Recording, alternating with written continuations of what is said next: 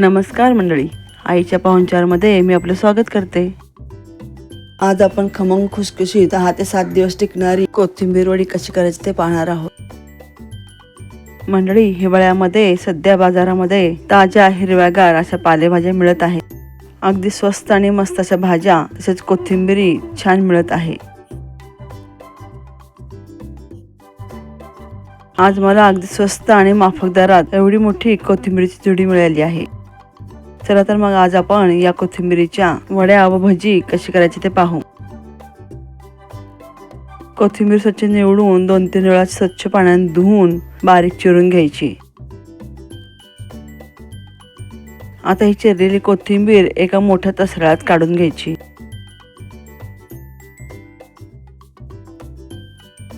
आता यामध्ये 1 मोठा चमचा धने जिरे पावडर घालायची,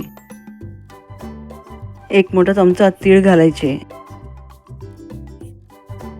1 चमचा जिरे घालायचे, अर्धा चमचा ओवा घालायचा, पाव चमचा हिंग घालायचा, अर्धा चमचा हळद घालायची, आवडीनुसार तिखट घालायचे।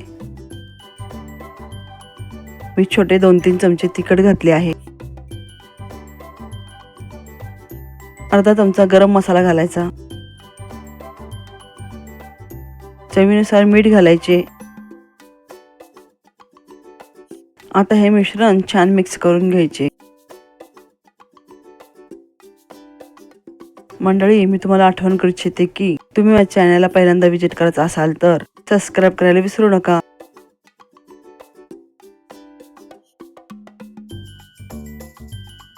माझ्या येणाऱ्या पुढील रेसिपी पाहण्यासाठी बेल आयकॉनवर क्लिक करा, जेणेकरून माझ्या रेसिपी तुमच्यापर्यंत पहिल्यांदा पोहोचतील। आता हे मिश्रण छान मिक्स करून झाले आहे। कोथिंबीर वडी खमंग खुसखुशीत होण्यासाठी एक वेगळा घटक घालायचा आहे, तो म्हणजे 1 वाटी ज्वारीचे पीठ घालायचे, 2 वाट्या बेसन पीठ घालायचे। मंडळी, ज्वारीचे पीठ घातल्यामुळे कोथिंबीर वड्या खुसखुशीत होतात, तसेच डाळीचे पीठही बाधत नाही। आता हे पीठ छान मिक्स करून घ्यायचे। गरज वाटल्यास या मिश्रणात पाणी किंवा ज्वारीचे पीठ घालून हे पीठ मळून घ्यायचे। आता या पिठाचा उंडा घेऊन त्याचा रोल बनवायचा, तर काही पिठाच्या वड्या थापून घ्यायच्या। मंडळी, तुम्हाला माझ्याकडून कोणत्या शाकाहारी रेसिपी हव्यास आवडतील हे मला कमेंटद्वारे नक्की कळवा।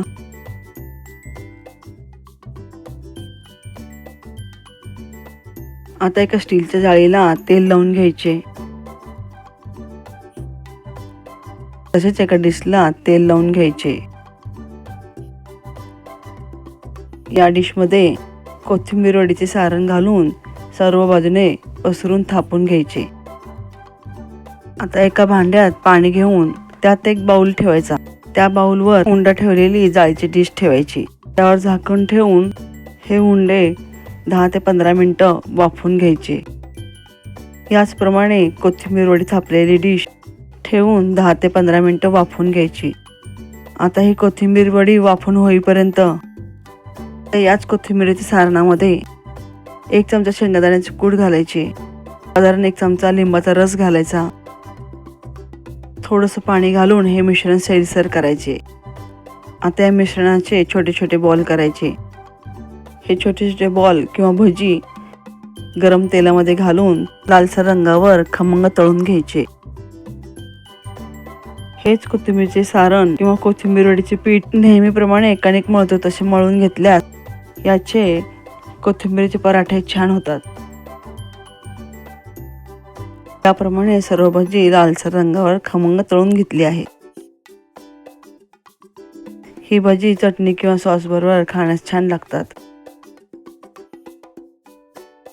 मंडळी, अशाच नवनवीन रेसिपी पाहण्यासाठी नोटिफिकेशन बॉक्सवर क्लिक करा, जेणेकरून माझ्या रेसिपी तुमच्यापर्यंत पहिल्यांदा पोहोचतील।